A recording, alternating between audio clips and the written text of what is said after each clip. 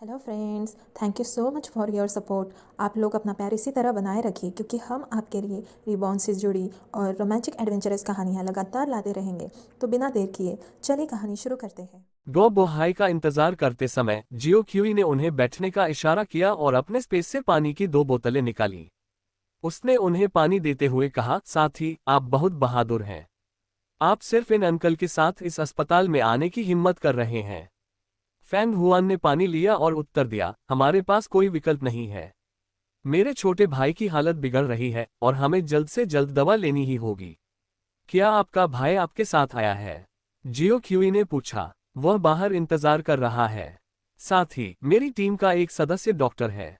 कैसा रहेगा अगर आप अपने भाई को यहाँ ले आए और वह उसे एक बार देख ले? जियो क्यूई ने सुझाव दिया। ये सुनकर फैंग हुआन हिचकिचाया। कुछ पल बाद उसने कहा, मैं आपको और आपके दोस्त को परेशान नहीं करना चाहता।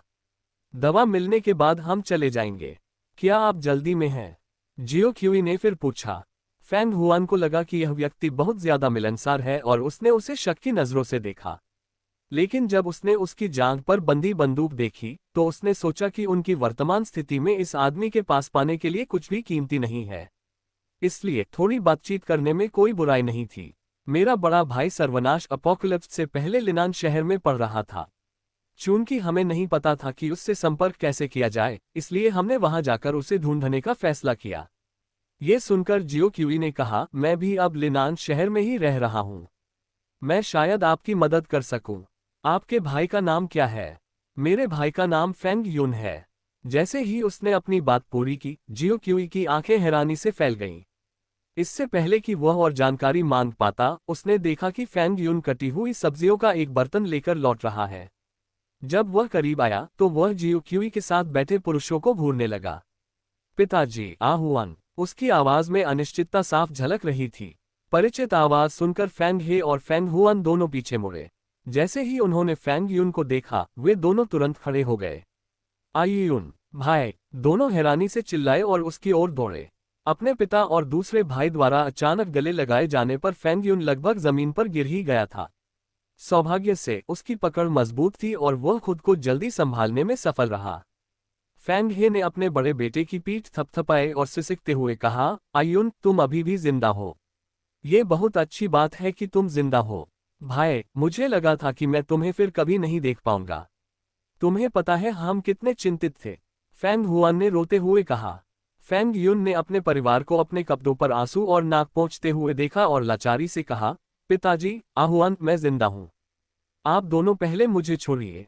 ये देखकर कि वे परिवार के सदस्य हैं, जियो क्यूई ने फैंग युन के हाथों से सब्जियां जल्दी से ले ली और कहा, भाई युन, इसकी चिंता मत करो। जाओ अपने परिवार से बात करो। हालांकि फैंटम टीम के सदस्य उत्सुक थे, लेकिन वे उनके बीच दखल नहीं देना चाहते थे। आखिरकार फैंग युन के लिए अपने परिवार से मिल पाना एक वरदान था और उनके पास बात करने के लिए बहुत कुछ होगा। इसलिए उन्होंने दोपहर का खाना बनाना जारी रखा और उनकी ओर देखना बंद कर दिया। फैंग युन अपने पिता और दूसरे भाई को कोने में ले गया और पूछा, पिताजी, माँ और आजेन कहाँ हैं? फैंग हे ने अपने आंसू पोंछे और जवाब दिया, वे दोनों अस्पताल के गेट के बाहर इंतजार कर रहे हैं। मैं उन्हें लेने जाता हूँ। आप दोनों पहले शांत हो जाए, फैंग युन ने कहा। इससे पहले कि वे उसे रोक पाते, वह तेजी से बाहर निकल गया और कुछ ही सेकंड में ओझल हो गया। ये देखकर फैंग हुआन ने कहा, पिताजी, ऐसा लगता है कि भाई एक एबिलिटी यूजर शक्ति संपन्न व्यक्ति है। फैंग हे ने सिर हिलाया लेकिन कुछ कहा नहीं। वह अपनी भावनाओं से इतना अभिभूत था कि उसे खुद को शांत करने के लिए कई गहरी सांसें लेनी पड़ी। राजधानी से भागने के बाद से जुजी शहर आने तक कोई नहीं जानता था कि वह अपने बड़े बेटे की सुरक्षा को लेकर कितना चिंतित था। अब जब उसने उसे न केवल जीवित देखा बल्कि एक अच्छा जीवन जीते हुए देखा, तो उसे इतनी राहत मिली कि उसके आंसू फूट पड़े। अपने पिता की भावनाओं के उथल पुथल से अनजान, फैंग युन 5 मिनट से भी कम समय में अस्पताल के गेट पर पहुंच गया। जब उसने सड़क पर एक एसयूवी खड़ी देखी तो उसने अपने कदम तेज कर दिए। जैसे ही वह करीब पहुंचा, उसे गंदी खिड़की के पार अपनी मां और अपने सबसे छोटे भाई के चेहरे दिखाई दिए। कार के पास खड़े होकर उसने खिड़की खटखटाए और पुकारा, मां, आजेन। कार के अंदर जियांग ली को लगा कि उसे मतिभ्रम हेलुसिनेशन हो रहा है जब उसने अपने बड़े बेटे की आवाज सुनी। मां, आजेन, यह मैं हूं, आयुन। इस बार उसे आखिरकार एहसास हुआ कि उसे मतिभ्रम नहीं हो रहा है और उसने अपना सिर उठाया। जैसे ही उसकी नज़र अपने बेटे से मिली, उसकी आंखों के कोनों से आंसू बह निकले। कांपते हाथों से उसने कार का दरवाजा खोला और पूछा, आ यून, क्या ये तुम हो? जैसे ही फैंग यून ने देखा कि उसकी माँ कितनी दुबली और पीली हो गई है, उसकी आंखें नम हो गईं। हाथ बढ़ाकर उसने अपनी माँ के हाथ थाम लिए और सिर हिलाया। माँ, यह मैं हूँ, आ यून। जियांग ली ने अपने बेटे के चेहरे को छूने के लिए हाथ बढ़ाया। उसकी त्वचा की गर्माहट महसूस करने के बाद ही उसने यह विश्वास करने की हिम्मत की कि उसका बेटा जीवित है। उसने उसे गले लगा लिया और रोने लगी, आ यून, मेरे बेटे, ये वाकई तुम हो। अपनी माँ के कांपते शरीर को महसूस कर फैंग यून को ग्लानि हुई। उसने सोचा था कि जब वह राजधानी गया था तब उसका परिवार मर चुका था, इसलिए उसने कभी उन्हें ढूंढने के बारे में नहीं सोचा। सौभाग्य से उसका परिवार अभी भी जीवित था, अन्यथा उसे शायद जीवन भर इसका पछतावा रहता। कुछ ही देर बाद फैंग ज़ेन भी कार से बाहर आ गया। अपना सीना थामे हुए उसने अपने बड़े भाई की ओर देखा और मुस्कुराया। भाई, आपको देखकर अच्छा लगा। अपने सबसे छोटे भाई को इतना पीला देखकर फैंग यून दंग रह गया। पहले की तुलना में वह बहुत दुबला और कमजोर दिख रहा था। माँ, चलिए, मेरी टीम अंदर पिताजी और आहुआन के साथ है। हमारे पास दवा और डॉक्टर भी है, फैंग यून ने अपने सबसे छोटे भाई को अपनी पीठ पर लादते हुए कहा। यह सुनकर जियांग ली ने सिर हिलाया और कार लॉक करने चली गई। फैंग यून ने सामान और कार पर एक नजर डाली। जाने से पहले उसने अपना हाथ लहराया और उन्हें अपने स्पेस में जमा कर लिया। जैसे ही उन्होंने ये देखा, जियांग ली और फैंग ज़ेन दोनों हैरान रह गए। लेकिन ईर्ष्या के बजाय वे खुश थे। शुक्र है कि फैंग यून की एक शक्ति एबिलिटी जागृत हो गई थी, अन्यथा वह अकेले जीवित रहने में सक्षम नहीं हो पाता। जब वे तीनों अस्पताल की लॉबी में लौटे तो गो बोहाई और यिन युशिन पहले से ही उनका इंतजार कर रहे थे। अपनी पीठ पर लदे किशोर को देखकर यिन युशिन ने कहा, भाई यून, मुझे इसे देखने दे। फैंग हे और फैंग हुआन उन तीनों को वापस आते देख पहले ही पास आ चुके थे। यिन युशिन की बातें सुनकर उन्हें लगा कि वह कोई डॉक्टर है, लेकिन जब उन्होंने उसे फैंग ज़ेन की कलाई पर उंगलियां रखते और आंखें बंद करते देखा तो वे संदेह से भर गए। आमतौर पर एक डॉक्टर आंतरिक अंगों की आवाज सुनने के लिए स्टेथोस्कोप का उपयोग करता है और मरीज का रक्तचाप और हृदय गति भी मापता है। इस युवक के हाथ के इशारे से जैसे कि वह नाड़ी देख रहा हो, क्या वह एक पारंपरिक चीनी चिकित्सा TCM का अभ्यासक था? अभी यह विचार उनके दिमाग में कौंधा ही था कि उन्होंने यिन युशिन की उंगलियों से हल्की हरी रोशनी निकलते देखी। एक पल के लिए उन्हें लगा कि उन्होंने एक छोटा पत्ता फैंग ज़ेन की कलाई में समाते हुए देखा है। जब वे ख्यालों में खोए थे, यिन युशेंग अपनी ऊर्जा का उपयोग अपने कुई कुई को निर्देशित करने के लिए कर रहा था। मो जुंजी की चोटों के विपरीत, जो उसकी अपनी शक्ति के कारण हुई थी, फैंग ज़ेन की स्थिति जन्मजात हृदय रोग के कारण थी। इसलिए वह नहीं जानता था कि वह उसे ठीक कर पाएगा या नहीं। आधे घंटे बाद यिन युशेंग ने आखिरकार अपनी आंखें खोली और एक लंबी आह भरी। ज़ोंबी से लड़ने की तुलना में चोटों को ठीक करने में उसकी बहुत अधिक ऊर्जा खर्च होती थी। इस समय उसका माथा और पीठ पसीने से तरबतर थे। अपनी हथेली के पिछले हिस्से का उपयोग करते हुए उसने अपने माथे से पसीना पोंछा और कहा, उसकी स्थिति अभी के लिए स्थिर हो गई है, लेकिन उसे अभी भी एक डॉक्टर से परामर्श करना होगा। जैसे ही उसने अपनी बात पूरी की, गो बोहाई फैंग ज़ेन की स्थिति की जांच करने के लिए आगे बढ़ा। कुछ मिनटों बाद उसने अपने बैकपैक से दवा की एक बोतल और पानी की एक बोतल निकाली। पहले दवा लो, उसने फैंग ज़ेन को देते हुए कहा। पहले से काफी बेहतर महसूस करते हुए फैंग ज़ेन ने सिर हिलाया और आज्ञाकारी रूप से अपनी दवा ली। वह पैदा होने के पल से ही अपने परिवार पर बोझ रहा था। यदि संभव होता तो वह बोझ बने रहना नहीं चाहता था, लेकिन भाग्य क्रूर था। जब वे एक सर्वनाश का सामना कर रहे थे तब भी वह अपने परिवार की मदद करने के लिए कुछ भी नहीं कर सका। उसका सबसे छोटा भाई क्या सोच रहा था, यह न जानते हुए फैंग यून ने कहा, धन्यवाद भाई यिन। धन्यवाद भाई गो। यिन युशेंग ने अपना हाथ लहराया और जवाब दिया, हम भाई हैं। आपका परिवार हमारा परिवार भी है। जैसे ही उसने अपनी बात पूरी की, चेन वेनवू पास आया और बोला, भाई, दोपहर का खाना तैयार है। कैप्टन आप सभी को बुला रहे हैं। ये सुनकर फैंग यून ने अपने सबसे छोटे भाई को उठने में मदद की और कहा, पिताजी, माँ, चलिए पहले कुछ खा लेते हैं। फैंग परिवार नहीं जानता था कि फैंटम टीम कौन है, लेकिन उन्होंने देखा कि फैंग यून के अपनी टीम के साथ अच्छे संबंध थे। इसलिए एक पल की हिचकिचाहट के बाद वे भी उसके पीछे हो लिए और बाकी सदस्यों से मिलने चले गए। जब वे सदस्यों के पास बैठ गए तो फैंग यून ने कहा, कैप्टन, ये मेरा परिवार है। नमस्ते साथी, मैं फैंग यून का पिता फैंग हे हूँ। मेरे बेटे के प्रति आपकी देखभाल के लिए धन्यवाद। जिन शुयान ये सुनकर हैरान रह गया। उसने कभी नहीं सोचा था कि फैंग यून वास्तव में एक रिच किड आमिर खानदान का लड़का था। हालांकि फैंग परिवार की कंपनी की तुलना पेई परिवार से नहीं की जा सकती थी, फिर भी वे देश की शीर्ष 100 कंपनियों में से एक थे। भले ही वह दंग रह गया था, जिन शुयान ने इसे अपने चेहरे पर नहीं आने दिया। उसने फैंग हे की ओर सिर हिलाया और शांति से जवाब दिया, फैंग यून मेरी टीम का सदस्य है। उसकी सुरक्षा का ध्यान रखना मेरा कर्तव्य है। कैप्टन, ये मेरी माँ, मेरा दूसरा भाई और मेरा सबसे छोटा भाई है। फैंग यून ने अपने बाकी परिवार का परिचय कराया। नमस्ते आप सभी को। संक्षिप्त परिचय के बाद फैंटम टीम के सदस्यों ने दोपहर का भोजन बांटना शुरू कर दिया। आज के दोपहर के भोजन के लिए उन्होंने सॉसेज के साथ सब्जियों का स्टू और उबले हुए चावल तैयार किए थे। इसके अलावा टमाटर के साथ तले हुए अंडे स्क्रैम्बल्ड एग्स भी थे। हालांकि मेनू साधारण था, लेकिन मात्रा काफी अधिक थी। सर्वनाश के बाद से फैंग परिवार ने पहली बार इतनी बड़ी मात्रा में भोजन देखा था। सफेद खिले हुए चावलों की तो बात ही छोड़िए, ये तथ्य कि उन्हें इतनी सारी ताज़ा सब्जियां मिल सकती थीं, फैंटम टीम की क्षमता को दर्शाता था। फैंग परिवार के दुबले शरीर और पीले चेहरों को देखते हुए जियाओ लीजी ने अपने स्पेस से 2 लीटर ताज़ा दूध निकाला। स्वचालित प्रबंधन फंक्शन के साथ उसे अब उत्परिवर्ती गाय म्यूटेंट काउ से व्यक्तिगत रूप से ताज़ा दूध निकालने की जरूरत नहीं थी। अभी भले ही वे हर दिन दूध पीते, वे अपने स्पेस में जमा ताज़ा दूध को खत्म नहीं कर पाते। चूंकि उसके पास इतनी अधिक मात्रा थी, इसलिए उसे फैंग परिवार के साथ साझा करने में कोई समस्या नहीं थी। उसे पास आते देख जियाओ लीजी ने अभिवादन में मुस्कुराते हुए जियांग ली की ओर देखा। जियाओ लीजी ने उनकी ओर सिर हिलाया और उनके बगल में बैठ गई। उसने ताज़ा दूध जमीन पर रखा और कहा, नमस्ते आंटी फैंग। मेरा नाम जियाओ लीजी है। मैं कैप्टन की मंगेतर हूँ। पहले तो जियांग ली को लगा कि यह युवा लड़की उसके बेटे की प्रेमिका है या कोई ऐसी जो उसके बेटे को पसंद करती है। अप्रत्याशित रूप से वह कैप्टन की मंगेतर थी। हालांकि वह उलझन में थी कि यह लड़की उससे क्या चाहती है, फिर भी जियांग ली मुस्कुराई और उसने सिर हिलाया। उसकी उलझन को भांपते हुए जियाओ लीजी ने कहा, आंटी फैंग, मैं एक स्पेस टाइप एबिलिटी यूजर हूं और टीम की रसद सप्लाईज के लिए जिम्मेदार हूं। मेरे अलावा भाई फैंग सहित 4 और सदस्य स्पेस शक्तियों वाले हैं। चूंकि आप हमारी टीम के परिवार हैं, इसलिए आप हमारे भी परिवार हैं।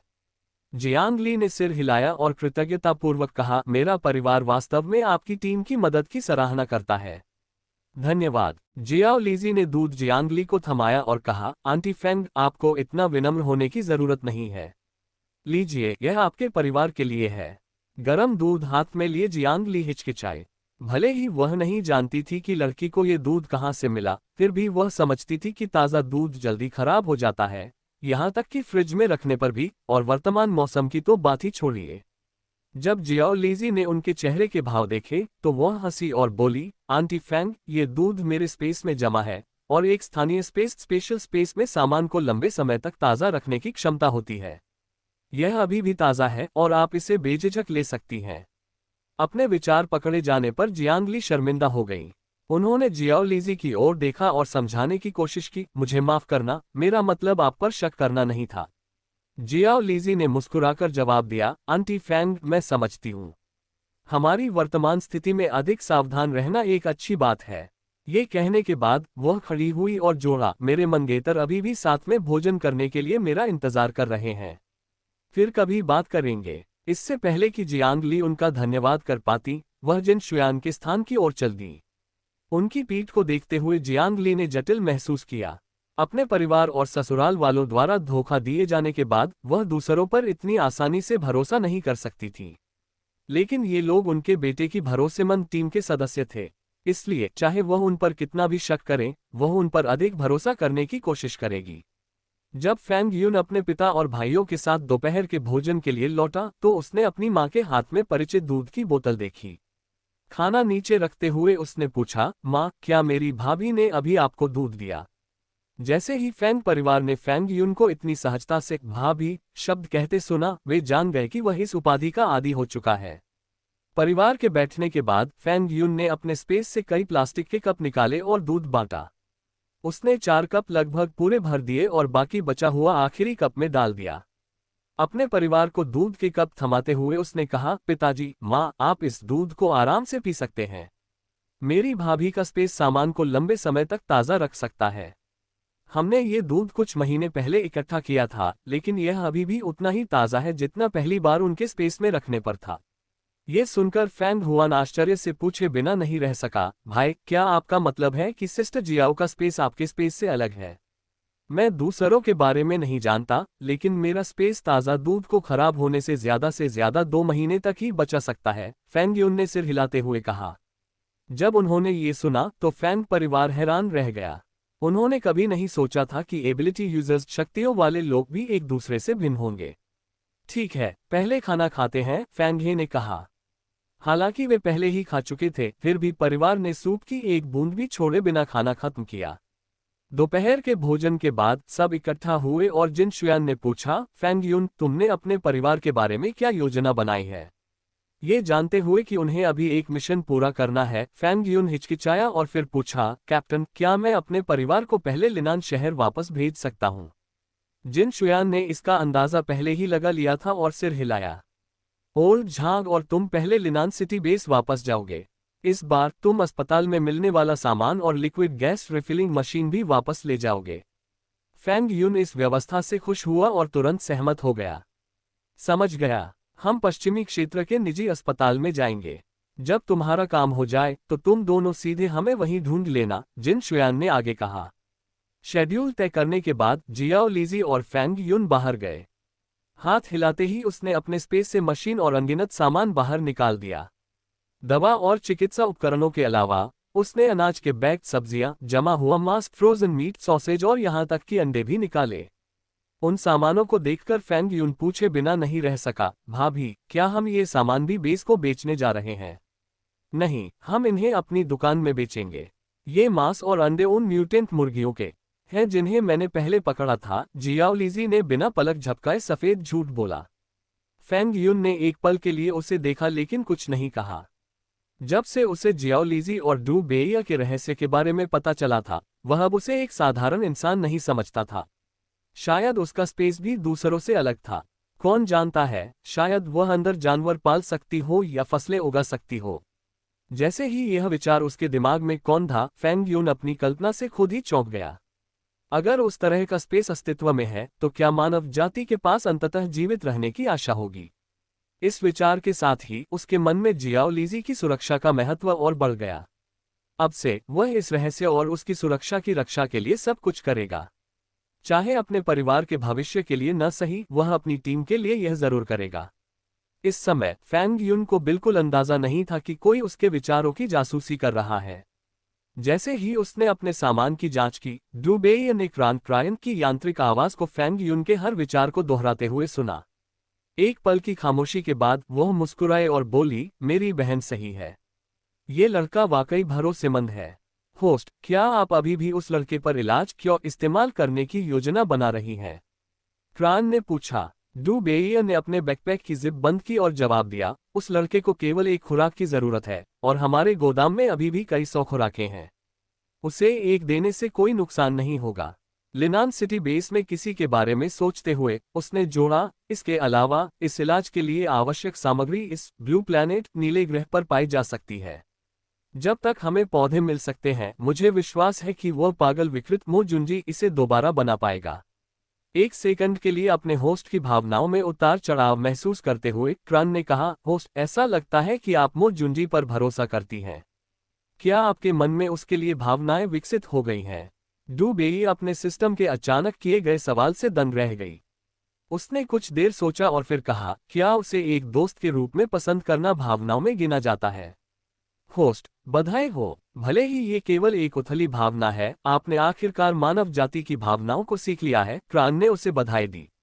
इस स्थान पर आने के बाद से डू बेइया ने कई मानवीय भावनाओं को देखा था, चाहे वे सकारात्मक हो या नकारात्मक, लेकिन उसने उन्हें कॉपी करने की कितनी भी कोशिश की, वह उन्हें सीख नहीं सकी। इसलिए जब क्रान ने कहा कि उसने आखिरकार एक भावना रखना सीख लिया है, तो उसे खुशी महसूस होनी चाहिए थी। फिर भी उसने कुछ महसूस नहीं किया। वह केवल अपनी बहन के साथ होने पर ही भावनाओं के ढेरों रंग महसूस कर पाती थी। इस बारे में सोचते हुए वह मुस्कुराई और बोली, मैं अभी भी अपनी बहन से सबसे ज्यादा प्यार करती हूँ। अपने उपकरणों की जांच पूरी करने के बाद डू बेइया फैंग ज़ेन की दिशा में चली गई।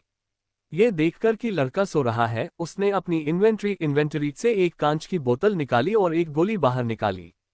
पारदर्शी नीली गोली छूने में ठंडी थी और उसमें से हल्का कोहरा निकल रहा था। सिर्फ इसी से कोई भी बता सकता था कि गोली जमी हुई थी और बर्फ जैसी ठंडी थी।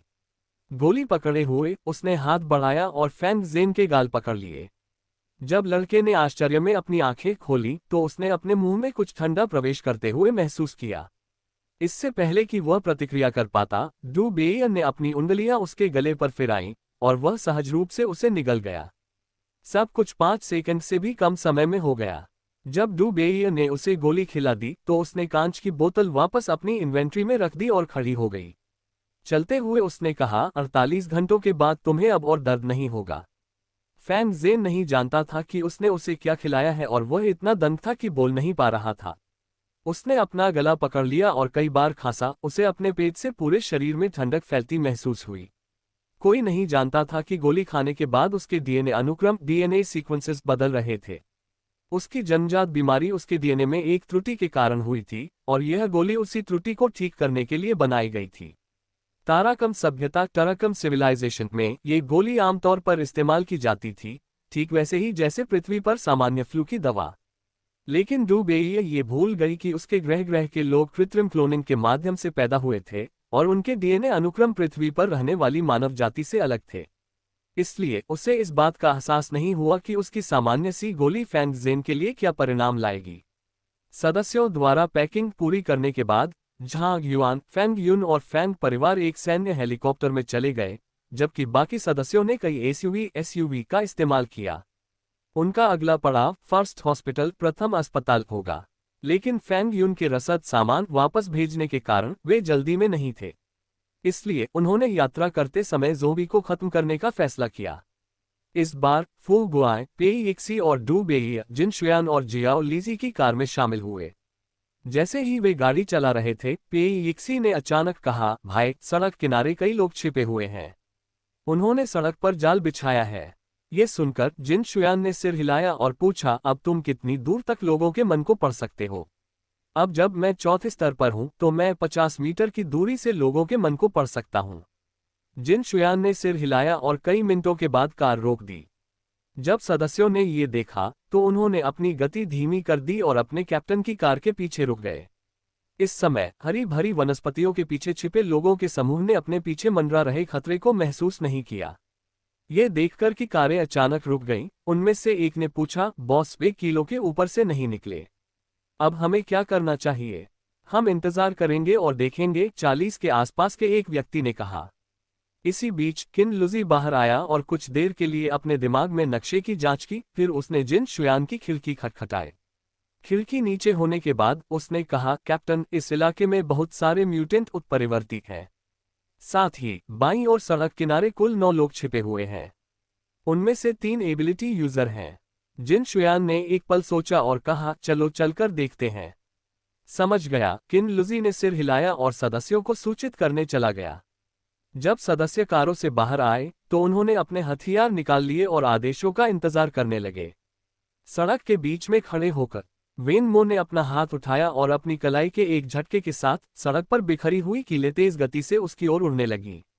एक और झटके के साथ कीलें धातु के एक ढेले में बदल गईं और उसकी हथेली पर गिर गईं।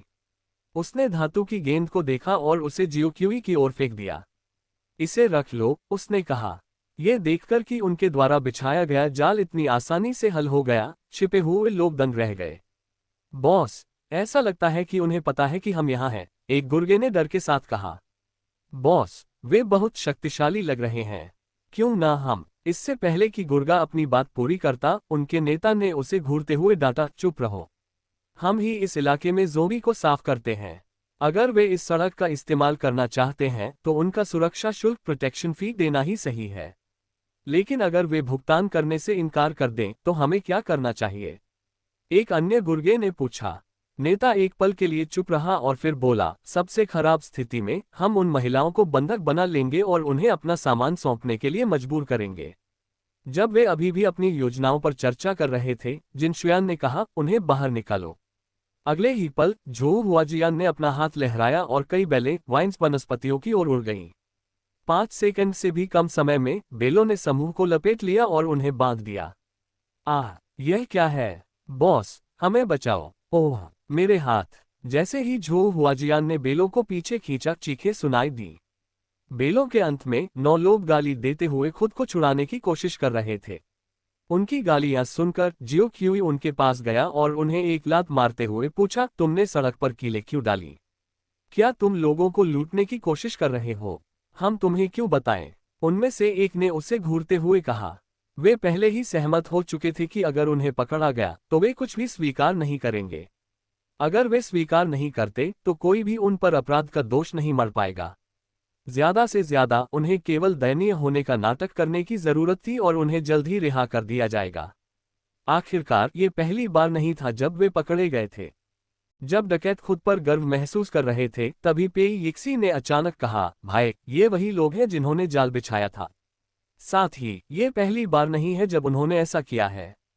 वे अक्सर लोगों को लूटते थे और उन्होंने पहले कई महिलाओं को अपने खिलौने के रूप में पकड़ा था। जैसे ही उसने अपनी बात पूरी की, जियो क्यूई उस समूह की ओर मुड़ा और उनकी अच्छी तरह से धुनाई कर दी। कुछ मिनटों के बाद उसने कहा, पुरुष होने के नाते तुमने कमजोरों की रक्षा नहीं की बल्कि उन्हें ही सताया। तुम जैसे लोगों को सजा मिलनी ही चाहिए। थू, तुम तो ऐसे बात कर रहे हो जैसे तुम बहुत अच्छे इंसान हो। जब अब कोई कानून नहीं बचा है, अगर हम पर्याप्त निर्दयी नहीं हुए, तो वह मैं और मेरे भाई होंगे जिन्हें सताया जाएगा। नेता गुस्से में चिल्लाया। सही कहा, तुम ताकतवर हो इसलिए तुम दयालु होना वहन कर सकते हो। तुम हमें बिल्कुल नहीं समझते, एक युवक ने जोड़ा। अगर तुम इतने अच्छे हो तो तुमने मेरे परिवार की रक्षा क्यों नहीं की जब उन्हें एबिलिटी यूजर्स शक्तियों वाले लोगों ने मार दिया था? उन बास्टर्ड्स को कमजोरों को कुचलने की इजाजत क्यों है जबकि मुझे नहीं? एक अन्य व्यक्ति ने बीच में टोकते हुए कहा। उनकी बात खत्म होने के बाद जियाओलीजी ने ठंडे स्वर में पूछा, तो तुम उन लोगों से अपना बदला ले रहे हो जो तुमसे भी कमजोर हैं, बजाय उनके जिन्हें तुम्हें खून का हिसाब चुकाना चाहिए। उसकी बात सुनकर कई लोग उसे घूरने लगे और उनमें से एक ने पूछा, क्या तुम्हें लगता है कि मैं नहीं चाहता? वे बहुत ताकतवर हैं। यह जिक्र करने की जरूरत नहीं कि उनके पास बंदूकें हैं, उनकी शक्तियां मुझसे कई स्तरों पर हैं। अब तुम मुझे बताओ, मैं अपने परिवार का बदला कैसे ले सकता हूं? एक सज्जन का बदला कभी पुराना नहीं होता। भले ही तुम अभी अपना बदला न ले सको, तुम खुद को और मजबूत बनाने के लिए प्रशिक्षित कर सकते हो और एक दिन अपना बदला ले सकते हो। तुम अभी जो कर रहे हो वह उन लोगों से अलग नहीं है जिन्होंने तुम्हारे परिवार को मारा, चेन वेनवू ने कहा। तुम मैं नहीं हो। तुम्हें कैसे पता कि मेरे पास कोई विकल्प था? मेरे परिवार को मेरी आंखों के सामने मारा गया था। जब युवक ने चेन वेनवू की बात सुनी तो वह चुप हो गया। उसने कभी उम्मीद नहीं की थी कि किसी और का अनुभव भी उसके जैसा ही होगा। इनके साथ अपनी सांसें बर्बाद करने की जरूरत नहीं है, बस इन सबको मार डालो, ली चिक्सुअन ने अचानक कहा। जैसे ही उन्होंने ये सुना, डकैतों के समूह को आखिरकार एहसास हुआ कि उनकी स्थिति कितनी खराब थी। नेता घबरा गया और बोला, भाई, तुम मुझे नहीं मार सकते। घर पर मेरी बूढ़ी माँ और छोटे बच्चे मेरा इंतजार कर रहे हैं। ये झूठ बोल रहा है। इसकी न तो कोई माँ है और न ही बच्चे, बल्कि इसके पास 3 महिलाएं हैं जिन्हें इसने अगवा किया है, पेई यिक्सी ने कहा। ये सुनकर जिन शुयान ने आखिरकार कहा, जिन्होंने भारी अपराध किए हैं उन्हें मौके पर ही मार दिया जाएगा। समझ गया, सदस्यों ने एक स्वर में उत्तर दिया। हालांकि उसका तरीका किसी माफिया से अलग नहीं था, लेकिन वह जो कर सकता था वह यही था। उन लोगों को छोड़ना असंभव था जिन्होंने महिलाओं को अगवा किया और उनका यौन शोषण किया। बाकी के लिए जिन्होंने केवल दूसरों को लूटा था, उसने उन्हें छोड़ दिया क्योंकि उनका अपराध मौत की सजा के लायक नहीं था। पेई यिक्सी की मौजूदगी के कारण उनके अपराधों की जांच करना आसान था। 10 मिनट से भी कम समय में जिन्हें मारना जरूरी था उन्हें मार दिया गया और बाकी को बांध दिया गया। जब उनका काम हो गया तो शेन जिनजे ने पूछा, कैप्टन, अब हम इनका क्या करें? जिन शुयान ने एक पल सोचा और कहा, पहले म्यूटेंट्स उत्परिवर्ती जीवों को साफ करो, फिर हम उनके ठिकाने पर जाकर देखेंगे। समझ गया। किन लुजी के नेतृत्व में टीम को बहुत सारे म्यूटेंट पौधे मिले। हालांकि अधिकांश म्यूटेंट पौधे खतरनाक थे, लेकिन फैंटम टीम के लिए यह कोई समस्या नहीं थी। आधे घंटे बाद वे धूल से ढके एक परित्यक्त घर के पास पहुंचे। बाड़ के बाहर खड़े होकर किनलुजी ने कहा, कैप्टन, म्यूटेंट्स की संख्या और उनके आकार को देखते हुए इस जगह के अंदर छोटे म्यूटेंट पौधे या म्यूटेंट जानवर हो सकते हैं। सब लोग सावधान रहें। जैसे ही उन्होंने गेट खोला, जिन शुयान यिन युशेंग झो हुआजियान की ओर मुड़ा और कहा, हुआजियान, अपनी बेलों का उपयोग करो और म्यूटेंट्स को बाहर ललचाओ। अगले ही पल झो हुआजियान ने अपना हाथ लहराया और कई बेलें रेंगती हुई आंगन में चली गईं। सदस्य इंतजार करते रहे और आसपास का निरीक्षण किया। उन्होंने लगभग 10 मिनट तक इंतजार किया, लेकिन कुछ नहीं हुआ। ये देखकर बंधे हुए लोगों में से एक ने बुदबुदाते हुए कहा, यहाँ कुछ नहीं है, लेकिन वे ऐसे नाटक कर रहे हैं जैसे अंदर कुछ खतरनाक हो। ऐसे डरपोक लोग अभी भी हमें सिखाना चाहते हैं। उसके बगल वाले आदमी ने उसे कोहनी मारी और धीमी आवाज में कहा, चुप रहो। क्या तुम मरना चाहते हो? अभी उसने अपनी बात पूरी ही की थी कि उन्हें अचानक जमीन हिलती हुई महसूस हुई। जब वे अभी भी दंग थे, किनलुजी ने कहा, वे बाहर आ रहे हैं। अगले ही पल ली सिकाई ने उन्हें बांधने वाली बेलों को पकड़ा और सड़क के पार वाली इमारत की ओर भागा। समूह की चीखों के बीच वह छत पर कूदा और उन्हें वहां रख दिया।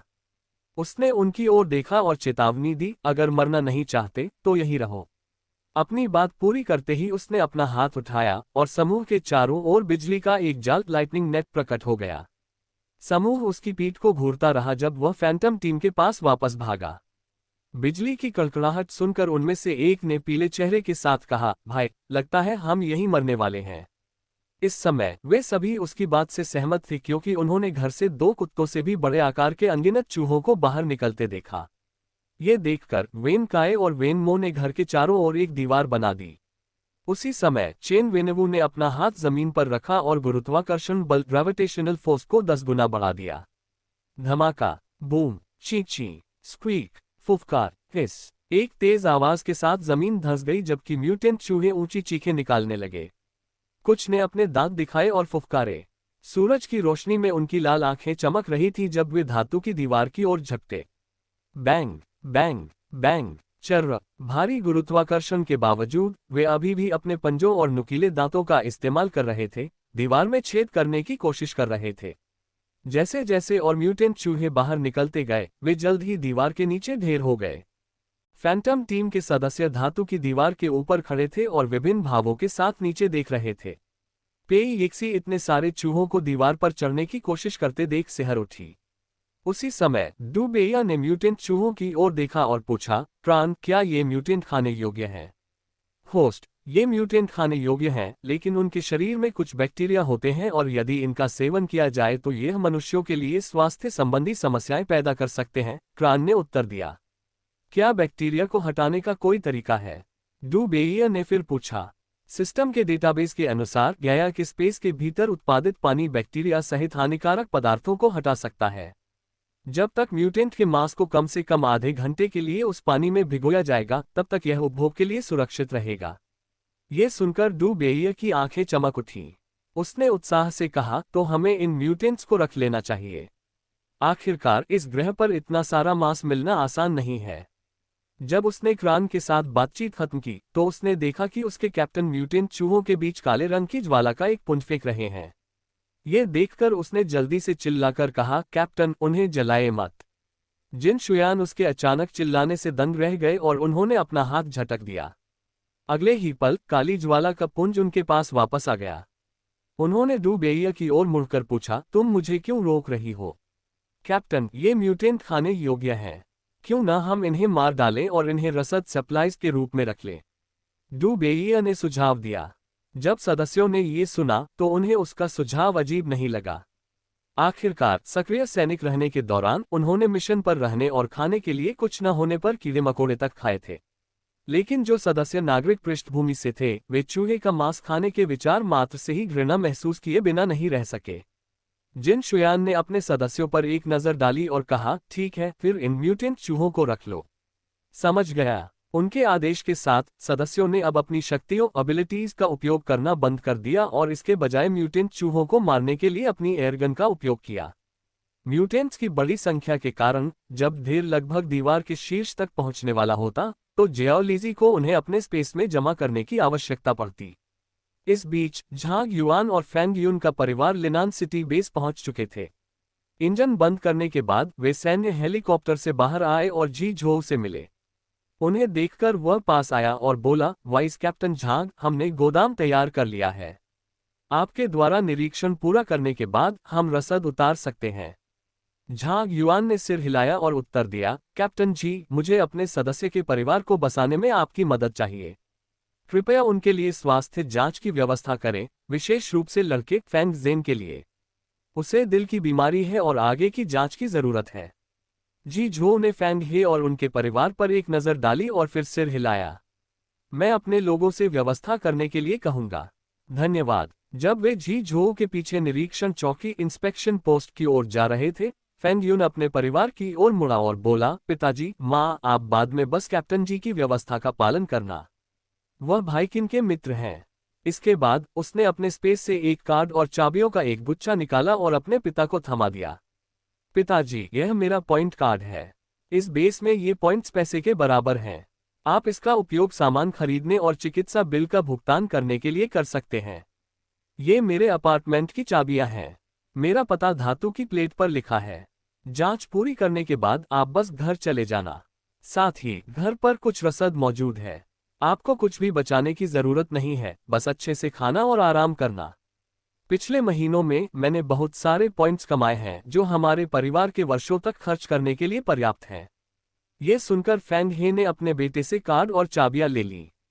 उन्होंने उसे एक पल के लिए देखा और कहा, हमारी चिंता मत करो। तुम्हें बाहर और अधिक सावधान रहना होगा। पिताजी, चिंता मत करो। मैं अकेला नहीं हूं, मेरी टीम मेरे साथ है। उनकी संक्षिप्त बातचीत के बाद वे निरीक्षण क्षेत्र में पहुंचे। फेंग यून और झांग युआन को निरीक्षण पूरा करने में 30 मिनट लगे। जबकि फेंग परिवार को एक गार्ड द्वारा अस्पताल ले जाया गया, वे दोनों बेस के गोदाम क्षेत्र की ओर चले गए। वे तीनों कार चलाकर गए क्योंकि गोदाम क्षेत्र अब चौथी रिंग के बाहर स्थित था। रास्ते में झांग युआन और फेंग यून ने देखा कि बहुत से लोग काम में व्यस्त थे। क्या चौथी दीवार की मरम्मत हो गई है? झांग युआन ने अचानक पूछा। कार चलाते हुए जी झो ने केवल एक सेकंड के लिए उनकी ओर देखा और फिर अपना ध्यान सड़क पर लगा दिया। उसने सिर हिलाया और उत्तर दिया, नए निवासियों के लिए धन्यवाद, हम और अधिक लोगों को काम पर रखने और मरम्मत की प्रक्रिया को तेज करने में सक्षम हुए। अभी हमने 5वीं दीवार के लिए नींव रखना शुरू कर दिया है। फेंग यून ने खिड़की से बाहर देखा और धातु एवं पृथ्वी प्रकार की शक्ति वाले लोगों को इमारतों को गिराते हुए देखा। क्या बेस ने उन इमारतों का उपयोग न करने की योजना बनाई है? वाइस कमांडर ने 5वीं रिंग क्षेत्र के ब्लूप्रिंट को मंजूरी दे दी है और वे इमारतें डिजाइन के अनुरूप नहीं हैं। हमें मौजूदा सभी इमारतों को हटाना होगा और नई इमारतें बनानी होंगी। झांग युआन ने सिर हिलाया और कहा, हालांकि इसमें अधिक समय, पैसा और प्रयास लगता है, लेकिन पुरानी इमारतों का उपयोग करने की तुलना में नई इमारतें बनाना सुरक्षित है। तीसरी रिंग क्षेत्र से गोदाम क्षेत्र तक पहुंचने में उन्हें लगभग 1 घंटा लगा। जब वे पहुंचे तो झांग युआन और फेंग यून दोनों दूर से करीने से खड़े बड़े गोदामों की कतारें देखकर हैरान रह गए। उनके हाव भाव देखकर जी झोउ ने गर्व के साथ समझाया, यह क्षेत्र कभी एक कारखाने के गोदाम के रूप में इस्तेमाल किया जाता था। बेस के सुरक्षित क्षेत्र का विस्तार करने के बाद हमें इतने सारे गोदाम मिले। हालांकि अंदर कुछ भी नहीं था, लेकिन इमारतें अभी भी अच्छी स्थिति में थीं, इसलिए हमने सीधे उनका उपयोग किया। भविष्य में यह क्षेत्र 5वीं रिंग का हिस्सा बन जाएगा। जबकि उन्हें पहले से ही बेस के विस्तार की उम्मीद थी, न तो झांग युआन और न ही फेंग यून को उम्मीद थी कि यह इतनी तेजी से होगा। इस क्षण झांग युआन और फेंग यून की जुनचे और वेन हानली के प्रति प्रशंसा कई गुना बढ़ गई। उन्हें इस बात का अंदाजा नहीं था कि पर्दे के पीछे उनकी टीम की मदद के बिना लिन आन सिटी बेस के लिए इतनी तेजी से विकास करना असंभव होता। चूंकि उन्हें अभी भी समूह में वापस शामिल होना था, इसलिए जी झो उन्हें तुरंत एक खाली गोदाम में ले गया। जब झांग युआन जी झो के साथ फेंग परिवार की व्यवस्थाओं पर चर्चा कर रहा था, तब फेंग यून ने अपने स्पेस स्थान से आपूर्ति निकालना शुरू कर दिया। पहले की तुलना में उसका स्पेस 2 गुने से अधिक बढ़ गया था। 30,000 वर्ग मीटर के आकार और 80 मीटर की ऊंचाई के साथ उसके पास अभी भी काफी जगह बची थी, भले ही उसमें ज़ॉम्बी की लाशें जमा थीं। उसने एक गोदाम को अस्पताल में मिली चिकित्सा सामग्रियों से भर दिया, फिर दूसरे को ऑक्सीजन टैंक, सर्जिकल उपकरण और तरल गैस रिफिल मशीनों से भर दिया। काम पूरा करने के बाद वह जी झोऊ के पास गया और बोला, कैप्टन जी, हमने इस बार बहुत सारी ज़ॉम्बी लाशें इकट्ठा की हैं। आप क्या चाहते हैं कि मैं उन्हें कहाँ रखूं? जब जी झोऊ ने ये सुना तो उसने बेस के भूमिगत गोदाम में जमा ज़ॉम्बी लाशों की स्थिति के बारे में सोचा। उसने एक पल विचार किया और फिर कहा, हम उन्हें इस क्षेत्र में नहीं रख सकते। कृपया मेरे साथ भूमिगत गोदाम तक चलें। फेंग यून को कोई आपत्ति नहीं थी और उसने सिर हिलाया। ठीक है। वेयरहाउस क्षेत्र से भूमिगत गोदाम तक जाने में उन्हें केवल 20 मिनट लगे। आखिर संक्रमण के डर से उन्होंने बेस के अंदर ज़ॉम्बी लाशों को रखने की हिम्मत नहीं की थी। इसलिए वे केवल एक सुनसान इलाके में ही भूमिगत गोदाम खोद सकते थे। एक छोटी सी इमारत की ओर इशारा करते हुए जी झोऊ ने कहा, हम ज़ॉम्बी लाशों को इसी क्षेत्र में रखते हैं। फेंग यून और झांग युआन दोनों इमारत की जांच करने गए। जैसे ही उन्होंने दरवाजा खोला, सड़न की दुर्गंध उनके चेहरों से टकराए। भले ही उन्हें इस गंध की आदत थी, फिर भी उन्हें मतली महसूस हुई। उन्हें वापस आते देख जी झोऊ ने पूछा, क्या हुआ? कैप्टन जी, क्या आपने ज़ॉम्बी लाशों को बस अंदर फेंक दिया? झांग युआन ने पूछा, क्या इसमें कोई समस्या है? जी झोऊ ने संदेह के साथ पूछा। फेंग यून ने अपना सिर हिलाया और हाथ लहराया। अगले ही पल उसके बगल में एक विशाल धातु का घन क्यूब प्रकट हुआ। उसने धातु के घन को थपथपाया और कहा, कैप्टन जी, अगर आप पर्याप्त सावधानी नहीं बरतते हैं तो ज़ॉम्बी लाशें फायदे से ज्यादा मुसीबत ला सकती हैं। ज़ॉम्बी वायरस की तो बात ही छोड़िए, इस भीषण गर्मी में लाशें सड़ जाएंगी और तरल में बदल जाएंगी जो मिट्टी में रिस जाएगा। लंबे समय में ये भूजल और हवा को प्रदूषित कर सकता है। यदि आप नहीं जानते कि क्या करना है तो आप मेरी टीम की सावधानियों की नकल कर सकते हैं। ज़ॉम्बी लाशों को दबाएं और उन्हें इन धातु के क्यूब्स में जमा करें। हालांकि उसके शब्द थोड़े अहंकारी लग रहे थे, फिर भी जी झोऊ ने उन्हें ध्यान में रखा और कहा, मैं इस मामले की रिपोर्ट उप कमांडर को दूंगा। फेंग यून ने सिर हिलाया और कहा, तो मैं इन्हें बाहर रख देता हूं। चेतावनी के लिए धन्यवाद, जी झोऊ ने उत्तर दिया। 20 मिनट बाद फेंग यून ने आखिरकार अपने स्पेस से सभी धातु के क्यूब्स निकालना समाप्त कर लिया। जब वे इन ज़ॉम्बी लाशों को इकट्ठा कर रहे थे, तब झांग युआन को एहसास नहीं हुआ था कि वे कितनी ज्यादा थीं। अब जब उसने उस क्षेत्र में इतने सारे क्यूब्स का ढेर देखा तो वह दंग रह गया। क्या उनकी टीम ने वास्तव में इतनी सारी लाशें इकट्ठी की थीं? जहां वह अभी भी संदेह से भरा था, वहीं फेंग यून प्रसन्न था। आखिरकार वह अपने स्पेस से इन धातु के क्यूब से छुटकारा पाने में सक्षम था। भगवान ही जानता है कि वह कितना परेशान था, क्योंकि इन चीजों ने बहुत अधिक जगह घेर ली थी। उनके बिना वह आखिरकार अधिक आपूर्ति इकट्ठा करने के लिए स्वतंत्र था। काम खत्म होने के बाद जी झोऊ ने उन्हें तीसरे रिंग क्षेत्र में वापस भेज दिया और आपूर्ति की रसीद लिख दी। जब फैंटम टीम बेस पर वापस आती तो वे अपने मिशन की रिपोर्ट करने और अपने पुरस्कारों का दावा करने के लिए इस रसीद का उपयोग कर सकते थे। आपकी कड़ी मेहनत के लिए धन्यवाद, वाइस कैप्टन झांग, जी झोऊ ने रसीद सौंपते हुए कहा। रसीद स्वीकार करते हुए झांग युआन ने सिर हिलाया। ये वही है जो हमें करना चाहिए। उनके अलग होने के तुरंत बाद फेंग यून ने कहा, वाइस कैप्टन, मेरी भाभी ने मुझे हमारी दुकान के लिए बहुत सारी आपूर्ति दी है। उन्होंने मुझे उन्हें वहां भेजने के लिए कहा था। ठीक है, चलो चलकर देखते हैं कि हमारी दुकान कैसी चल रही है। झांग युआन तुरंत सहमत हो गया। जब वे दोनों अपनी टीम की दुकान पर पहुंचे तो रात के खाने का समय होने वाला था। इस समय के आसपास दुकान में ग्राहकों की संख्या सामान्य से अधिक थी। दुकान को इतना व्यस्त देखकर उन्होंने अपनी गति बढ़ा दी, ये सोचकर कि वे उसकी मदद करेंगे। लेकिन जब वे पहुंचे तो वे ये देखकर चकित रह गए कि न केवल चेंग रुई और चेंग यू मदद कर रहे थे, बल्कि जियान हुआन, जियान जिकिन और लिन फी भी वहां मौजूद थे। वाइस कैप्टन, भाई शेन की बहन उन दोनों भाइयों को कब से जानती है?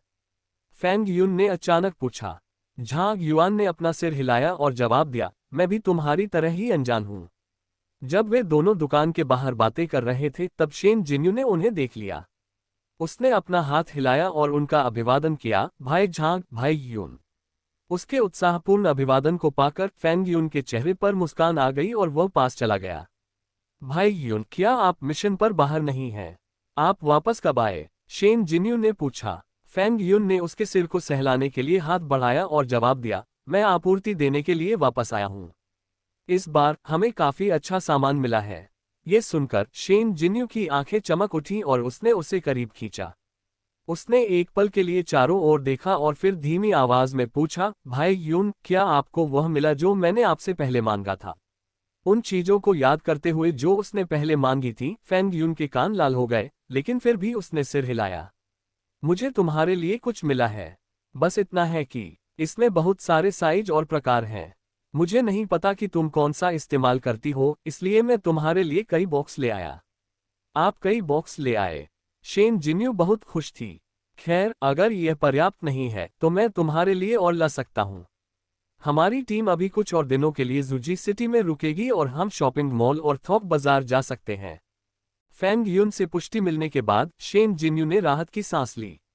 बेस की किराने की दुकान में बेचे जाने वाले महिलाओं के उत्पादों की कीमत बहुत अधिक थी और वे बहुत जल्दी बिक जाते थे। भले ही उसके पास पॉइंट्स अंक थे, लेकिन इस बात की कोई गारंटी नहीं थी कि वह उन्हें हासिल कर पाएगी। सौभाग्य से फैंटम टीम अक्सर मिशन पर बाहर जाती थी और वह फेंग यून से मदद मांग सकती थी। जहां तक उसके भाई की बात थी, उसकी मदद मांगना तो दूर, अगर वे मिलते भी थे तो वह उससे कुछ शब्द भी कह पाती तो बहुत बड़ी बात होती। उसे नहीं पता था कि वह किस काम में व्यस्त रहता था। बेस कमांडर की तुलना में उससे मिलना ज्यादा मुश्किल था। उसकी परेशानी पर ध्यान दिए बिना फेंग यून ने खांसते हुए कहा, मैं पहले गोदाम में जाऊंगा। तुम्हारा सामान मैं तुम्हारी माँ के पास छोड़ दूंगा।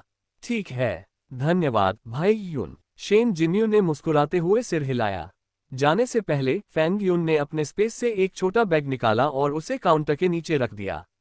अंदर कैरामेल कैंडी के कई पैकेट, चॉकलेट की 10 छड़ें और दर्द निवारक पेनकिलर की 10 बोतलें थीं। उसने सुना था कि महिलाओं को हर महीने उस विशेष समय के दौरान दर्द निवारक दवाओं की आवश्यकता होती है, इसलिए उसने अभी जी झोऊ को सब कुछ नहीं दिया और कुछ उसके लिए बचा लिया। उसके जाने के बाद चेंग रुई ने बैग पर नजर डाली और पूछा, जिन्यू, वह व्यक्ति कौन है? वह मेरे भाई हैं, शेन जिन्यू ने सहजता से उत्तर दिया। तुम्हारे भाई? तुम दोनों एक जैसे नहीं दिखते, चेंग रुई ने सोच समझकर कहा। यह सुनकर शेन जिन्यू ने उस पर एक नजर डाली लेकिन कुछ नहीं कहा। बेशक वे एक जैसे नहीं दिखते थे, आखिर वे सगे भाई बहन नहीं थे। वो बस इस व्यक्ति को टीम के बारे में ज्यादा कुछ नहीं बताना चाहती थी, इसलिए उसने लापरवाही से जवाब दिया। इस बीच फैंग यून गोदाम में अपने स्पेस से आपूर्ति निकाल रहा था। पहले तो उसे लगा कि जियोलॉजी द्वारा दी गई आपूर्ति बहुत अधिक थी, लेकिन ये देखने के बाद कि व्यवसाय कितना अच्छा चल रहा था, उसने सोचा कि इन आपूर्तियों को अब सप्ताह में एक बार फिर से भरने की आवश्यकता हो सकती है। 15 मिनट बाद वह गोदाम से बाहर निकला और रसोई में मां शेन को खोजने गया। उसे आते देख मां शेन मुस्कुराई और पूछा, फेंग यून, क्या तुम बाद में फिर से बाहर जा रहे हो? फेंग यून ने सिर हिलाया और पूछा, आंटी शेन, क्या आपको अपने लिए कुछ मंगवाना है? ये सुनकर मां शेन की मुस्कान और चौड़ी हो गई। उन्होंने मेज पर रखी कई बांस की टोकरियों की ओर इशारा किया और कहा, मुझे कुछ नहीं चाहिए। चूंकि तुम फिर से बाहर जा रहे हो तो इन्हें अपने साथ ले जाओ।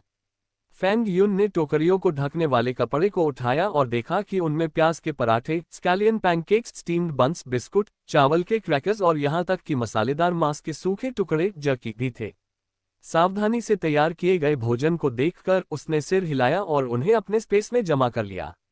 धन्यवाद आंटी शेन, इतनी विनम्रता दिखाने की जरूरत नहीं है। आंटी शेन, मेरे पास जिन्यू के लिए कुछ चीजें हैं। क्या ये ठीक रहेगा अगर मैं उन्हें यहाँ आपके पास छोड़ दूं? उसने पूछा। मां शेन को लगा कि वह उनकी बेटी के लिए कुछ स्नैक्स वापस लाया है, इसलिए उन्होंने सिर हिलाया और आसानी से सहमत हो गईं। बिल्कुल। ये सुनकर फेंग यून को राहत मिली। हाथ के एक इशारे के साथ उसने अपने स्पेस से बक्सों के ढेर निकाल दिए। जब मां शेन ने ब्रांड देखा तो उनकी आंखें आश्चर्य से फटी रह गईं। वे बड़े बक्से सैनिटरी पैड के थे। सैनिटरी पैड के अलावा महिलाओं के अंतःवस्त्रों, underwear, period underwear, heating pad, sanitiser, गहरे रंग के कपड़े, दर्द निवारक, चॉकलेट के कई बक्से और विभिन्न कैंडी प्रकारों के कई कार्टन भी थे। ये सोचकर कि मां शेन चॉकलेट के बारे में पूछ रही हैं, फेंग यून ने समझाया, मैंने सुना है कि मासिक धर्म के दौरान ब्लड शुगर कम हो सकता है, इसलिए मैंने जिन्यू के लिए कुछ चॉकलेट और कैंडी तैयार की हैं। उसने आगे कहा, कपड़े आरामदायक और गहरे रंग के हैं, इसलिए अगर लीकेज भी होता है तो वह दिखाई नहीं देगा। मैं केवल कुछ हीटिंग पैड ही ला पाया हूँ। जब टीम थोक बाजार जाएगी तो मैं उसके लिए और ले आऊंगा। उसका स्पष्टीकरण सुनकर मां शेन को चक्कर आने लगे। उन्होंने उसे एक जटिल निगाह से देखा। भले ही यह आदमी भरोसेमंद, और सक्षम था, लेकिन उनकी बेटी अभी केवल 16 साल की थी। उसके लिए रोमांटिक रिश्ते में पड़ना अभी बहुत जल्दी था। फेंग यून के मन में शेन जिन्यू के बारे में कोई अन्य विचार नहीं थे और वह उसे अपनी बहन की तरह मानता था। आखिर वह उसके सबसे छोटे भाई से केवल 1 साल बड़ी थी। इसलिए जब उसका सामना मां शेन की नजर से हुआ तो वह उलझन में पड़ गया। फेंग यून, क्या तुम्हारा काम हो गया? हमें अब निकलना होगा। कैप्टन और हमारी बाकी टीम फर्स्ट हॉस्पिटल की ओर बढ़ रही है, झांग युआन ने अचानक कहा। यह सुनकर फेंग यून ने मां शेन की ओर सिर हिलाया और जल्दी में निकल गया। जब वे दोनों लिन आन सिटी बेस से बाहर निकले तब फैंटम टीम डाकुओं के अड्डे के पास के क्षेत्र में जॉम्बीज का सफाया करने में व्यस्त थी। चूंकि सूरज ढल रहा था, इसलिए उन्होंने प्रक्रिया को तेज करने के लिए अपनी शक्तियों एबिलिटीज का उपयोग किया। जैसे ही उस क्षेत्र में अनगिनत शक्तियां उड़ने लगीं, एक गुफा के अंदर छिपे लोग डर के मारे एक दूसरे से चिपक गए। धूम धूम धूम, बाहर से विस्फोटों की आवाज सुनी गई और अंत में एक आदमी ने पूछा, भाई अब हमें क्या करना चाहिए? वे लोग निश्चित रूप से उस आदमी द्वारा उकसाए गए होंगे और बदला लेने आए होंगे। उसके ये कहने के बाद सभी ने पीले पड़े चेहरों के साथ सिर हिलाया। भले ही वे इस जगह पर रुके थे, लेकिन यह उनकी अपनी मर्जी से नहीं था। उन डाकुओं का नेता क्रूर और शक्तिशाली था। जो लोग उसके खिलाफ जाते थे उनका अंत मौत होता था, और जो भागने की कोशिश करते थे वे जॉम्बीज को दूर ले जाने के लिए चारे के रूप में इस्तेमाल किए जाते थे। इस तरह की स्थिति को इतनी बार देखने के बाद वे बहुत पहले ही अपना साहस खो चुके थे और डाकू नेता के गुलाम बन गए थे। चिंता मत करो सब लोग, हम बंदी हैं और उन लोगों के उसी समूह में नहीं हैं। जब तक हम इसे समझाएंगे, मुझे विश्वास है कि हमारे पास बचने का एक मौका है, चश्मा पहने एक व्यक्ति ने दृढ़ता से कहा। इस क्षण वह अनिश्चित था कि उसने वे शब्द दूसरों को समझाने के लिए कहे थे या खुद को। लेकिन अपनी पत्नी और नवजात बेटे के बारे में सोचते हुए लेई मिंग ने अपनी मुट्ठियां भींच ली। जब लेई मिंग को पकड़कर ले जाया गया था तब उसकी पत्नी और बेटा जीवित थे, लेकिन इतने महीनों के बाद उसे नहीं पता था कि वे अब भी जीवित हैं या नहीं। अब जबकि अवसर सामने था, वह इतनी आसानी से हार नहीं मान सकता था और नहीं मानूंगा। चाहे कुछ भी हो जाए, उसे वापस जाकर उन्हें ढूंढना ही था। इस विचार के साथ उसने जल्दी से अपना सामान और वे रसद पैक की जिन्हें वह छिपाने में कामयाब रहा था, और मौका मिलते ही भागने के लिए तैयार हो गया। जब आसमान में अंधेरा छा गया तो फैंटम टीम ने आखिरकार आसपास के सभी क्षेत्रों से जॉम्बीज का सफाया कर दिया। इस बार उन्होंने जॉम्बी लाशों को रखा नहीं बल्कि उन्हें जला दिया और क्रिस्टल कोस जियाओ लिजी को सौंप दिए। 10 मिनट बाद वे पकड़े गए डाकुओं के नेतृत्व में एक गुफा के प्रवेश द्वार पर पहुंचे। गुफा के प्रवेश द्वार के बाहर खड़े होकर किन लूजी ने कहा, कैप्टन, इस क्षेत्र में बहुत सारे म्यूटेंट परिवर्तित हैं। हमें यहाँ बहुत देर तक नहीं रुकना चाहिए। जब उन्होंने ये सुना तो फैंटम टीम के सदस्य अवाक रह गए। वे नहीं जानते थे कि इन लोगों की किस्मत की तारीफ करनी चाहिए या उनकी अज्ञानता की। जॉम्बीज की तुलना में म्यूटेंट से निपटना अधिक कठिन और बहुत अधिक खतरनाक था, लेकिन वे बिना किसी खतरनाक म्यूटेंट से मिले इस जगह पर रह रहे थे। अंदर जाओ और उन लोगों को बाहर लाओ, जिन शुयान ने कहा। समझ गए, सदस्यों ने एक साथ उत्तर दिया। सदस्य युद्ध के लिए तैयार थे, लेकिन जब वे अंदर डरे हुए लोगों से मिले तो उनकी लड़ने की भावना तुरंत गायब हो गई। ये तो दूर की बात थी कि वे कितने कमजोर थे, उनमें से कुछ तो पहले से ही रो रहे थे और घुटनों के बल बैठकर अपनी जान की भीख मांग रहे थे। उन्हें इस तरह देखकर झांग युआन ने कहा, अगर तुम मरना नहीं चाहते तो बेहतर होगा कि तुम हमारे पीछे बाहर आओ। जीवित बचे लोगों ने सदस्यों के हाथों में काली खून से सनी तलवारें देखी और देरी करने की हिम्मत नहीं की। जब वे गुफा से बाहर आए तो उन्होंने देखा कि जिस गिरोह ने उन्हें पकड़ा था वह बंधा हुआ था। उन्होंने चारों ओर देखा लेकिन उन्हें नेता कहीं नहीं दिखा। इससे पहले कि वे समझ पाते कि क्या हो रहा है, उन्होंने एक लंबे सुंदर व्यक्ति को अपनी ओर आते देखा। बस वहां खड़े रहने मात्र से उसके आभा और ने उन पर बहुत दबाव डाल दिया। इस कारण कोई भी उसे सीधे देखने की हिम्मत नहीं कर सका। लोगों को इतना डरा हुआ देखकर जिन शुयान ने कहा, यह जगह म्यूटेंट से भरी है और यहाँ लंबे समय तक रुकना सुरक्षित नहीं है। यदि आप जीवित रहना चाहते हैं तो आप अस्थायी रूप से हमारे पीछे चल सकते हैं। जब हम किसी सुरक्षित स्थान पर पहुंचेंगे तो हम अलग हो जाएंगे। जब उन्होंने ये सुना तो जीवित बचे लोगों को विश्वास नहीं हुआ। एक लंबी चुप्पी के बाद लेई मिंग ने आखिरकार पूछा, आपने हमारी मदद क्यों की? भले ही मेरी टीम एक भाड़े की टीम, मर्सनरी टीम है, हम निर्दोष लोगों को नहीं मारते। चूंकि यहाँ मिलना हमारी नियति में था, इसलिए हम मदद का हाथ बढ़ाएंगे। जहां तक इस मौके को लेने की बात है, वह आप पर निर्भर करेगा, जिन शुयान ने जवाब दिया। लेई मिंग ने एक पल के लिए नफे नुकसान पर विचार किया और फिर कई कदम आगे बढ़ा। मैं आपके साथ जाना चाहता हूं। जिन शुयान ने सिर हिलाया और पेई यिक्सिए की ओर इशारा किया। अगले ही पल पेई यिक्सिए ने लेई मिंग को कुछ देर तक घूरा और फिर कहा, भाई, ये पास पास है। लेई मिंग नहीं जानता था कि वे क्या कर रहे हैं, लेकिन लड़की द्वारा उसे पास देने के बाद उसे ले जाया गया और पानी की एक बोतल और एक प्याज का पराठा स्कैलियन पैनकेक दिया गया। भोजन और पानी पकड़े हुए वह दंग रह गया, ये देखते हुए कि वह पराठे को घूर रहा है। जियाओ लिजी ने भौहें चढ़ाकर पूछा, क्या हुआ? तुम्हें खाना पसंद नहीं आया? ये सुनकर लेई मिंग ने अपना सिर हिलाया और उत्तर दिया, खाना मिलना ही एक आशीर्वाद है। मैं नखरे कैसे कर सकता हूँ? इतना कहने के बाद उसने पानी का एक घूंट पिया और प्याज के पराठे का एक टुकड़ा खाया। पहले उसे लगा था कि खाना सख्त और न खाने योग्य होगा। अप्रत्याशित रूप से, हालांकि पराठा ठंडा था, फिर भी वह नर्म और खुशबूदार था। इसमें अंडे और कीमे की फिलिंग भी थी। उसे अपने भोजन का आनंद लेते देख जियाओ लिजी ने अपने स्पेस से उसके लिए एक और पराठा निकाला और कहा, धीरे खाओ। लेई मिंग ने पराठा स्वीकार किया और सिर हिलाया। धन्यवाद। 50 मिनट बाद पेई यिक्सिए ने जीवित बचे लोगों की छंटनी पूरी कर ली। 89 लोगों में से 19 डाकू गिरोह के सदस्य थे। चूंकि उनके इरादे नेक नहीं थे, इसलिए उन्हें बाकी डाकुओं के साथ बांध दिया गया। लोगों के एक बड़े समूह के पीछे चलने के कारण पहाड़ी क्षेत्र छोड़ने के बाद जियाओ लिजी ने अपने स्पेस से 3 बसें निकाली। सदस्यों को 3 टीमों में विभाजित किया गया था, जिनमें से 2 टीमें जीवित बचे लोगों को ले जा रही थीं और दूसरी टीम डाकुओं की रखवाली कर रही थी। वे कई घंटों तक गाड़ी चलाते रहे और अंत में उन्हें रात बिताने के लिए एक जगह मिल गई। जब वे गैस स्टेशन पर पहुंचे तो उन्होंने पार्किंग में कई वाहन खड़े देखे। बस से बचे हुए लोगों के बाहर आने के बाद सदस्यों ने बसों को ईंधन भरने के लिए फ्यूल पंप तक पहुंचाया। आंगन में खड़े होकर वे सतर्कता से आसपास देख रहे थे। कुछ ही देर बाद हथियारों के साथ लोगों का एक समूह सुविधा स्टोर कन्वीनियंस स्टोर से बाहर आया। ये देखकर जीवित बचे लोग मदद के बिना कई कदम पीछे हट गए और फैंटम टीम के पीछे छिप गए। किन लूजी ने अपने दिमाग में नक्शा चेक किया और कहा, कैप्टन, वे सभी शक्ति उपयोगकर्ता एबिलिटी यूजर्स हैं और उनमें से अधिकांश लेवल 2 पर हैं। स्टोर के अंदर के लोगों के बारे में क्या? कुल 23 लोग हैं, जिनमें से 18 शक्ति उपयोगकर्ता हैं, किन लूजी ने कहा।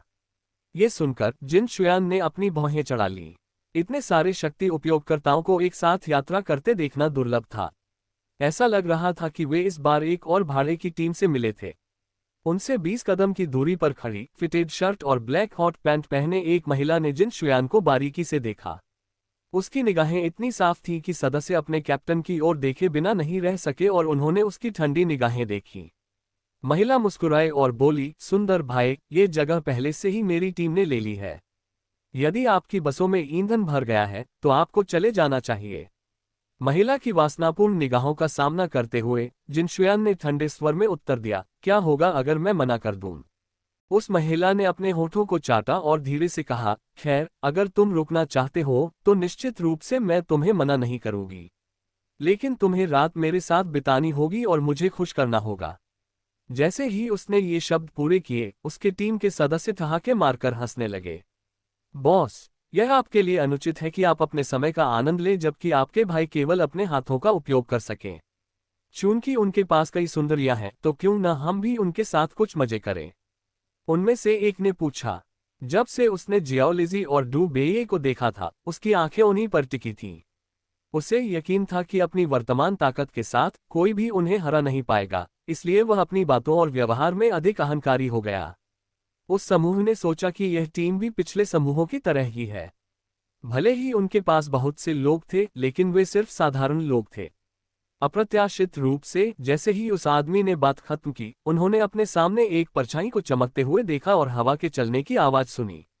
कड़क। अगले ही पल उन्होंने अपने चेहरों पर गर्म तरल के छींटे महसूस किए। उनकी आंखें कांपने लगीं जब उन्होंने अपने चेहरों को छूने के लिए हाथ बढ़ाया। जब उन्होंने अपनी उंगलियों पर गहरे लाल खून के धब्बे देखे तो उन्हें आखिरकार समझ आया कि अभी क्या हुआ था। जैसे ही उन्होंने अपनी निगाहें नीचे की, उन्होंने एक परिचित चेहरा देखा क्योंकि एक सिर जमीन पर लुढ़क रहा था। उनके चेहरे पीले पड़ गए जब उन्होंने देखा कि उस चेहरे पर अभी भी मुस्कान थी। उनके सामने खड़ी डू बेये ने खून साफ करने के लिए अपनी लंबी तलवार घुमाई और उसे म्यान में डाल लिया। जैसे ही उसने जमीन पर पड़े सिर को कुचला, उसने कहा, एक शब्द और बोलो और जमीन पर लुढ़कने वाला अगला सिर तुम्हारा होगा। चटक कड़क, जमीन गर्म खून से लाल हो गई क्योंकि उसके जूतों के नीचे वह सिर लुगदी पल्प में बदल गया। उसने शांत भाव से उनकी ओर देखा, जिससे उनकी रीढ़ की हड्डी में सिहरन दौड़ गई। इस क्षण जियाओ लिजी को छोड़कर हर कोई उसे सदमे में घूर रहा था। अपनी यादें वापस पाने के बाद वह अपनी बहन के व्यक्तित्व को समझ गई थी। वह ताराकम सभ्यता की एक आदर्श हत्यारी मशीन का 12वां तारा 12th स्टार थी। उसके लिए इंसानों को मारना ज़ॉम्बीज़ को मारने से अलग नहीं था। इसीलिए उसने उस आदमी का सिर कलम करने में संकोच नहीं किया। जब हर कोई उसकी अचानक की गई कार्रवाई से अभी भी हिला हुआ था, डू बेये उस महिला की ओर मुड़ी और कहा, अब ये जगह मेरी है। यहां से चले जाओ या मरो। ये सुनकर महिला होश में आए। उसने डू बेये को गुस्से से घूरा और कहा, कुतिया, तुम्हारी मेरे आदमी को मारने की हिम्मत कैसे हुई?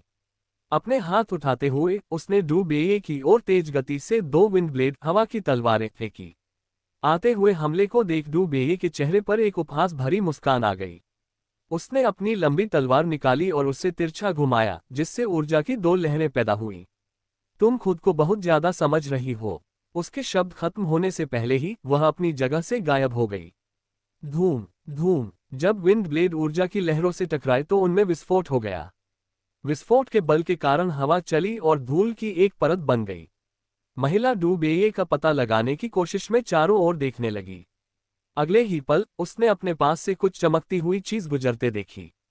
जैसे ही वह पीछे मुड़ी, उसे लगा कि कुछ गलत है और उसने अपनी आंखें झपकाईं। जब उसका सामना डर और अविश्वास से भरी अपनी टीम के सदस्यों की नजरों से हुआ, तो उसने दुनिया को घूमते हुए देखा और जमीन बहुत करीब आ गई। इससे पहले कि वह समझ पाती कि क्या हुआ है, उसने अपना खुद का बिना सिर वाला शरीर देखा। समूह के सामने खड़ी डू बेये ने अपना पैर उठाया और सिर पर रख दिया। चटक कड़क, जैसे ही वह सिर कुचले हुए तरबूज की तरह फटा, उसने अपनी जीभ थपथपाई और कहा, उबाओ। इस बार फैंटम टीम के सदस्यों को भी एहसास हो गया कि डू बेये कितनी खतरनाक थी। उसके कम उम्र के दिखने के कारण उन्होंने हमेशा उसके साथ एक मासूम युवा लड़की जैसा व्यवहार किया था। लेकिन उसकी क्रूरता को देखने के बाद उन्हें आखिरकार समझ आ गया कि उनके कैप्टन हमेशा उसके प्रति सतर्क क्यों रहते थे। अब नेता और उपनेता दोनों के एक ही वार में मारे जाने के बाद भाड़े के सैनिकों के उस समूह ने अब यहां रुकने की हिम्मत नहीं की। वे पीछे मुड़कर देखे बिना जल्दी से चले गए। सुविधा स्टोर के अंदर बाकी भाड़े के सैनिकों ने भी ये देखा था और वे बहुत पहले ही पिछले दरवाजे से भाग गए थे। कैप्टन, समस्या सुलझ गई है। इस तरह के व्यक्ति का सामना करते समय उन पर समय बर्बाद करने की कोई आवश्यकता नहीं है। उन्हें सीधे खत्म कर देना ही सबसे अच्छा तरीका है, डू बेये ने मुस्कुराते हुए कहा। जिन शुयान ने एक पल के लिए उसकी ओर देखा और फिर सिर हिलाया। शाबाश। अपने कैप्टन द्वारा प्रशंसा किए जाने पर प्रसन्न होकर डू बेये के कदम हल्के थे। वह अपनी बहन के पास खड़ी हो गई और उसे इस तरह देखने लगी जैसे प्रशंसा मांग रही हो। जियाओ लिजी मुस्कुराए और अपनी बहन के सिर को सहलाते हुए कहा, तुम अद्भुत हो। बेशक मैं हूं। उन्हें पहले देखना होगा कि मेरे पिता कौन है। डू बेये ने गर्व से सोचा। सबसे शक्तिशाली जीवित प्राणी के डीएनए को धारण करने वाली डू बेये कमजोर कैसे हो सकती थी। गंदगी साफ करो और इलाके की जांच करो। हम रात को यहीं रुकेंगे, जिन शुयान ने कहा। समझ गए। जब सदस्य खून साफ कर रहे थे और सुरक्षा घेरे की जांच कर रहे थे, जियाओ लिजी गोदाम में गई। पहले की तरह उसे गैस सिलेंडर, तेल के ड्रम और रसद मिले। सब कुछ इकट्ठा करने के बाद वह सुविधा स्टोर में गई। इस बार फैंटम टीम ने जीवित बचे लोगों को कुछ रसद लेने दी। उन्होंने इस बात की कोई सीमा नहीं रखी कि वे कितना ले सकते हैं और केवल किनारे से निगरानी की। जीवित बचे लोगों द्वारा रसद लेना बंद करने के बाद ही जियाओ लिजी ने बाकी सामान इकट्ठा किया। इतने सारे लोगों के एक साथ रुकने और खून की दुर्गंध के कारण ज़ॉम्बीज़ को आकर्षित करना उनके लिए आसान था। इसलिए उन्होंने रात की पहरेदारी के लिए 5 लोगों को रखा, जो हर 5 घंटे में बारी बारी से ड्यूटी करते थे। उसी समय जियांगनिंग शहर में पे येउन को आखिरकार वा कंट्री जापान के प्रतिनिधिमंडल द्वारा वादा किए गए हथियार मिल गए। हैंडओवर के बाद मिस्टर चिया उनकी ओर मुड़े और पूछा, मिस्टर पे, अब जबकि हमने अपनी ईमानदारी दिखा दी है, हमें रसद कब मिल पाएगी? ये सुनकर पे यून मुस्कुराए और जवाब दिया, मिस्टर चिया, आपने जितनी वस्तुओं की मांग की है वह कम नहीं है। हमें सब कुछ तैयार करने के लिए कम से कम 3 दिनों की आवश्यकता है। मुझे बस उम्मीद है कि आप बाद में हैंडओवर के दौरान भुगतान नहीं रोकेंगे। आज की कहानी यहीं ख़त्म होती है। मिलते हैं अगले एपिसोड में एक नई कहानी के साथ में। थैंक यू सो मच दोस्तों, आपके सपोर्ट के लिए। आप हमारे साथ ऐसे ही बने रहिए, हम आगे भी इसी तरह अच्छी अच्छी नई